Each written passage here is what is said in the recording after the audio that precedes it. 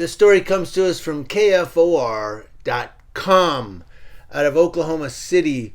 Remember the former Oklahoma police officer that was convicted on a whole bunch of charges dealing with rape, and he started crying in the courtroom? Well, he may have been railroaded, or some think so. Let's look at it. A victim of convicted rapist and former Oklahoma City police officer Daniel Holtzclaw says she was raped by a black man in a never-before-seen deposition video. Those who released the video say it should call into question the integrity of the entire investigation into Daniel Holtzclaw. The videos detail one of Holtzclaw's accusers interviewing with police and attorneys, and Holtzclaw's advocates state these videos show her statements being contradictory. The link to the video, of course, I'll put it in the description box below to all the videos that are relevant.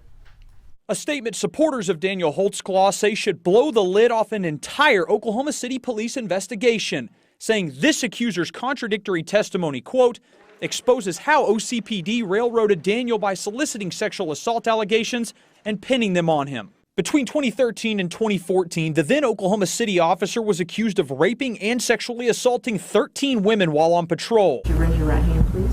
Do you swear to tell the truth, the whole truth, and nothing but the truth, so help you God? I do.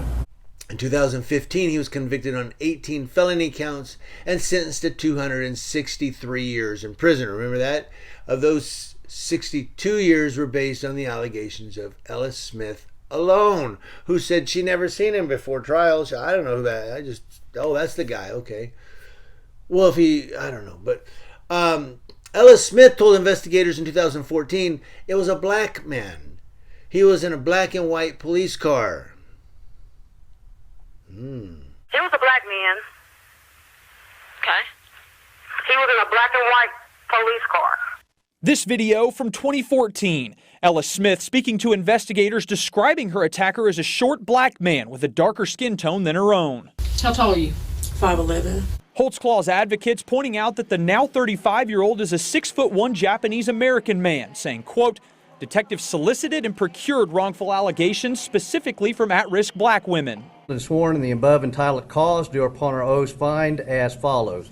Defendant is guilty of the crime of sexual battery and set punishment at 8 years. During the never-before-seen deposition video in 2019, she admitted to never seeing Holtzclaw before the trial.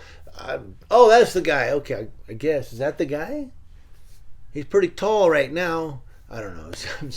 But Ellis Smith said, I've never seen him before trial. That's when I finally seen who was accused of raping me. They also claim police never showed Ellis Smith a photo lineup.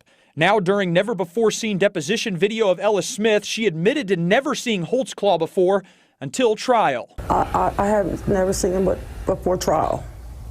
That's when I finally seen who accused of raping me. I want to get a DNA sample from you today. And the reason I want to get a DNA sample is because I know what officer did this to you. Oklahoma City District Attorney David Prater responded with a statement that can be read as, we try our cases in a courtroom and before appellate courts, not in the media. But do you try them with listening to people's depositions? I mean, this lady says there was a short black guy and she'd never seen this tall Japanese American guy before trial. Oklahoma County District Attorney David Prater responded to this release with a statement saying in part, quote, those issues were raised and were rejected by the jury after hearing sworn testimony and viewing exhibits during trial. The KFOR also reached out to the Oklahoma City Police on this matter. They did not have a comment. Of course they don't have a comment. They may have screwed up. Meanwhile, this comes of the heels of a previous video just released a little over 2 weeks ago. It involves a different Holtzclaw accuser who later claimed he never touched her. So you got two women here. Daniel Holtzclaw sentenced to over 250 years for these convictions. And you got one woman that says, well, it was a short black guy and I never seen this guy before trial, a tall Japanese American. And then you got another one who says he never touched me. But yet he was convicted of it. So this guy may have been railroaded by the police department who was protecting whoever that short black cop is. Maybe we need to find out who that cop is.